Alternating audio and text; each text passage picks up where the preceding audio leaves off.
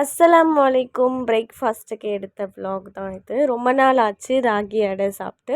So, அதனால் கொஞ்சமாக முருங்கைக்கீரை எடுத்து நல்லா வாஷ் பண்ணி நல்லா குட்டி குட்டியாக கட் பண்ணி எடுத்துக்கிட்டேன். அதுக்கப்புறம் கடாயில் கடுகு, உளுத்தம் பருப்பு, கருவேப்பிலை, பூண்டு, 2 வெங்காயம் சேர்த்து நல்லா வதக்கி எடுத்துக்கணும். அதுக்கப்புறம் பார்த்திங்கன்னா கொஞ்சமாக பெருங்காயத்தூள் சேர்த்துட்டு நம்ம கட் பண்ணி வச்சுருக்கிற முருங்கைக்கீரை, மஞ்சள்தூள், மிளகாய்த்தூள், உப்பு அவ்வளோதான் இதில் சேர்க்க வேண்டியது. தண்ணி எதுவுமே சேர்க்காம கொஞ்சம் நேரம் மூடி வச்சிட்டிங்கன்னா நல்லா வதங்கி வந்துடும். அதுக்கப்புறம் நம்ம எடுத்துருக்கிற ராகி மாவில் இதை சேர்த்துட்டு கொஞ்சம் வெது வெதுப்பாக ஆறுனதுக்கப்புறம் தண்ணி சேர்த்து நல்லா மிக்ஸ் பண்ணி எடுத்துக்கலாம்.